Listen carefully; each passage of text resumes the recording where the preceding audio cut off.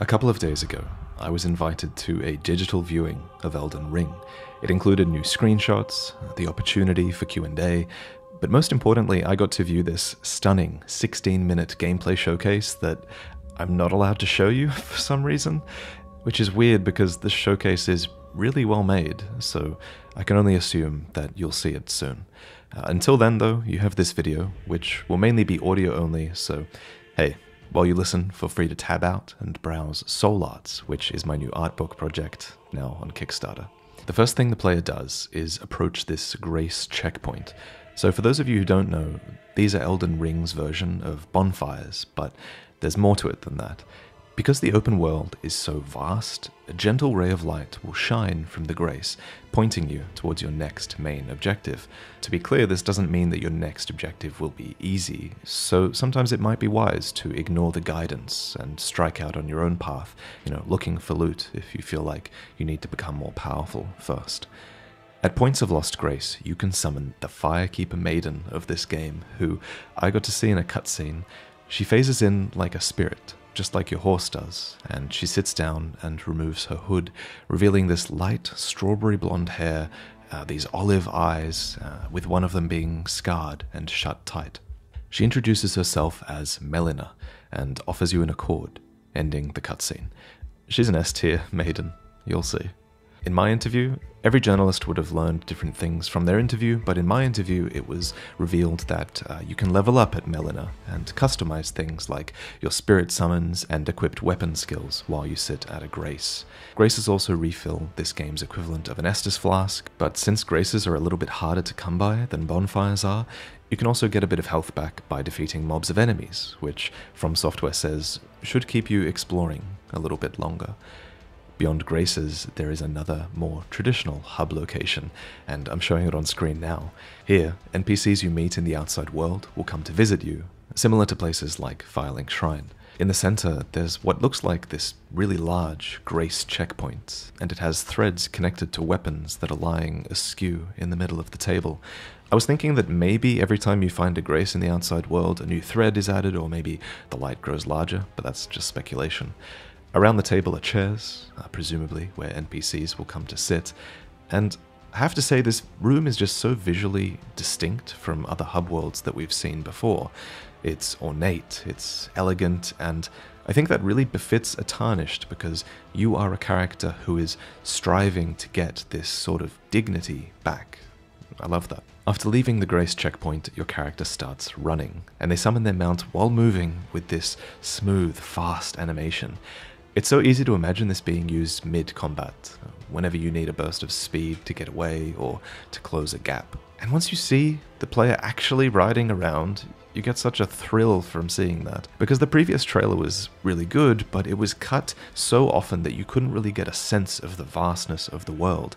But in this video, you get to see the player transition from exploring that open world into exploring camps and dungeons and random encounters around the place. It just feels so much more fulfilling to see the game that way. And unsurprisingly, this video revealed a ton of new information. During the presentation, From Software made it clear that generally, in terms of horseback combat, you might prefer to fight on horseback when you're against larger foes, where hit and run tactics are effective, and you might prefer to dismount to take out multiple enemies more carefully. Out of combat, you and your horse have a sprint that doesn't use up your stamina, and this is supposed to help you traverse the world. In combat, however, stamina will come back into play, and then on horseback you can easily fire arrows, you can fire off sorcery, and you can of course swing your weapon. So I was shown horseback combat in a fight against this giant wyvern, which starts as this small speck in the sky in the distance, and then flies down, it obliterates this group of hollows standing nearby, and the fight begins. From Software are calling these field bosses. They're mini-bosses, varying in difficulty, that can be fought in the open world, freely. And the second field boss in the trailer is fought at the end of a co-op showcase, and it fights similarly to those dragonkin that are in Archdragon Peak. It's capable of extending its body in a really surreal way. And when the two characters defeat this field boss, it leaves behind a grace checkpoint, which I thought was interesting. At some point in the trailer, the player brings up the map, which has this really beautiful, honestly, hand-drawn style, and it looks absolutely gorgeous. This map I found from Octopath Traveler is the closest thing I found. I obviously can't show the actual map. One of the most interesting things I noticed on the map was this enormous ocean area with ships and even what looked like a path demarcated on it. It made me wonder if some sort of ocean exploration is possible. Maybe swimming is like it is in Sekiro. And then also on the map, obviously, you have your location and the direction you're facing, and From Software mentions that you can set markers on the map to help you with exploration. They say you might prefer to mark off a forest that has valuable crafting ingredients so you can come back later, or maybe mark off places with a dangerous boss you haven't defeated yet. Marked areas on the map also show up as pillars of light in the distance, and this helps you move closer towards them. This is similar to Breath of the Wild, or Fortnite as well, I think. You don't actually fill out this map by exploring. Instead, you collect map fragments that are scattered around the world. They're clearly trying to build out their loot tables here to encourage exploration and to encourage dungeon diving, for example. And finally, once you've discovered a location, you can easily just fast travel there. All in all, the map is a big step up from the previous map we got, which was Sekiro's, a map that was pretty useless.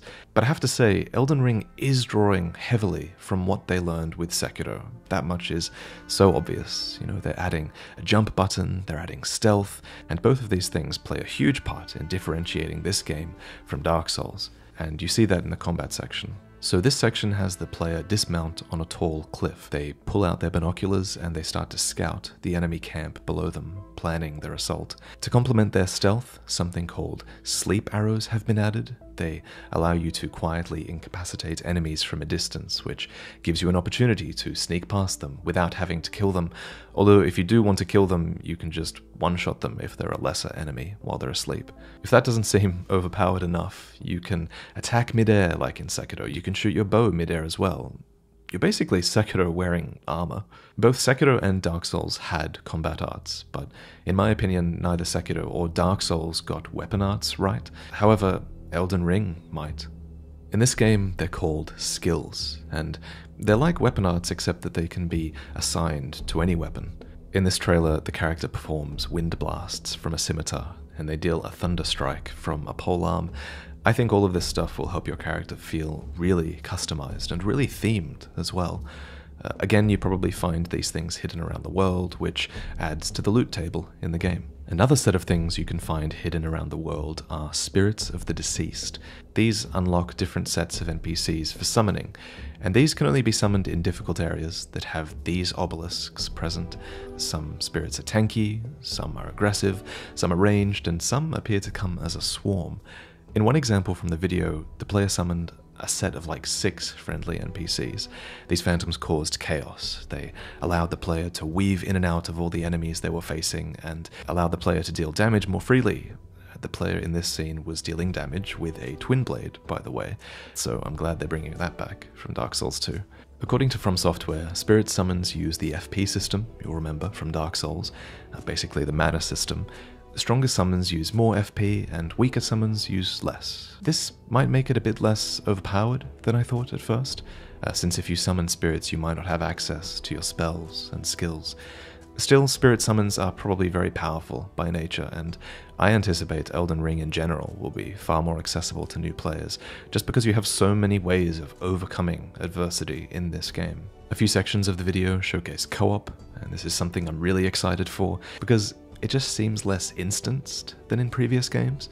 In the video, 2 players sneak through the forest that you see in this screenshot. They're avoiding these large, terrifying creatures who are patrolling the area.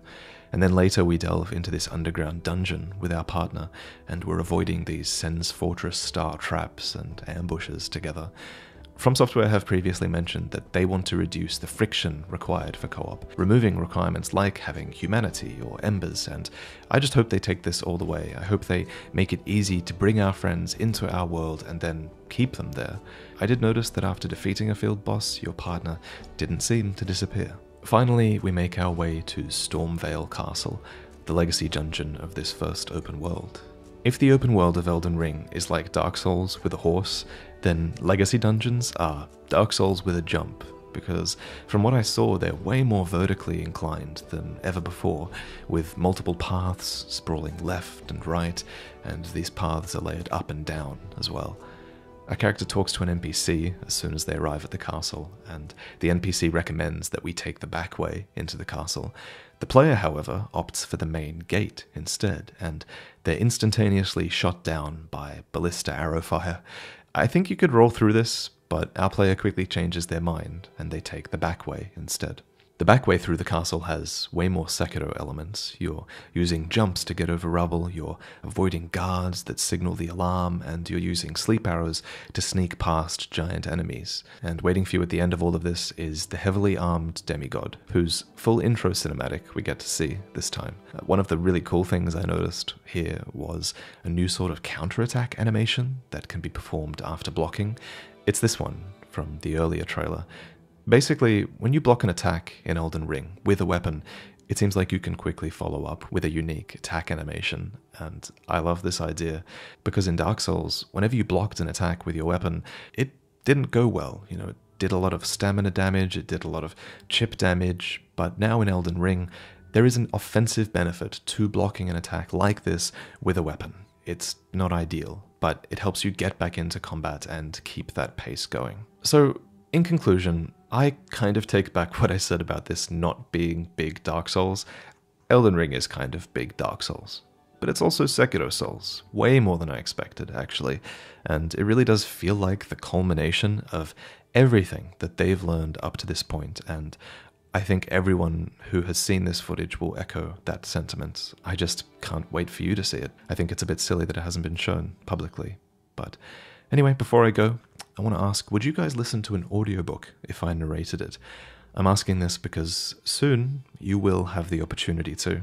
A couple of weeks ago, I revealed our Kickstarter for Soul Arts, which is this premium art book filled with all of the best art from the art competitions I've been running the last few years. It's also a book filled with short stories on every page, and now, as a reward for all the support you guys have given that project, I'm planning on narrating the entire thing for backers to enjoy on YouTube. This is a new part of the digital edition of the book, which almost every single backer will have access to by default. So please enjoy The Hinterlands. It's one of many short stories that I'm writing for Soul Arts. Enjoy. The player begins a journey through the outskirts of the Hinterlands, a murky wetland brimming with decay and rot. Once, the Hinterlands were home to the Crows, a wise and perceptive clan renowned for wielding weapons forged from Cinder-tier. They coveted this shining metal and would go to great lengths to obtain it, stashing it in their homes for safekeeping. It was said to have fallen from the sky, and the Crows worshipped anything that originated from such a heavenly realm. One day, a herald arrived in their primitive town, preaching of blood healing, an exceptional medicine developed in a nearby town called Yharnam. The Crows had no need of such a thing, and the herald soon left.